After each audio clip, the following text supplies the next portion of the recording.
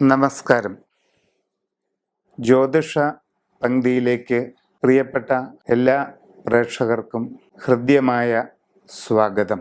അശ്വതി മുതൽ രേവതി വരെയുള്ള 27 നാളുകാരുടെ പൊതുവായ ചില സ്വഭാവങ്ങളും അവരുടെ ഇപ്പോഴുള്ള സമയങ്ങളുമാണ് നാം ഇന്ന് പറയുന്നത്. അത്തം നക്ഷത്രക്കാർ പൊതുവെ ലജ്ജാശീലരും മിതമായി മാത്രം സംസാരിക്കുന്നവരുമായിരിക്കും. വളരെ പതുങ്ങിയ സ്വഭാവത്തോടുകൂടിയ തണുപ്പൻ പ്രതികരണത്തോടുകൂടിയ ഈ കൂട്ടർ പെട്ടെന്നൊന്നും ആരോടും ഇണങ്ങുകയില്ല.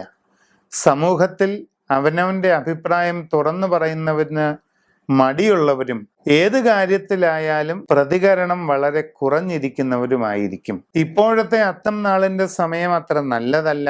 മനസ്സിൽ ഉദ്ദേശിക്കുന്ന രീതിയിൽ കാര്യങ്ങളെല്ലാം നടക്കണമെന്നില്ല.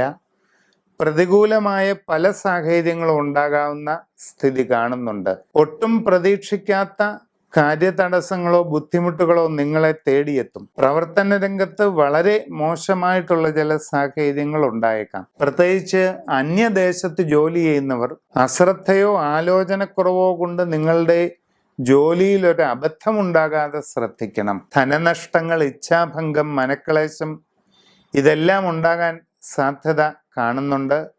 കുടുംബത്തിലും ചില അസ്വസ്ഥതകൾ അനുഭവപ്പെടാം. ഏത് കാര്യത്തിലും വളരെയധികം ചിന്തിച്ചു മാത്രം ഇടപെടുക.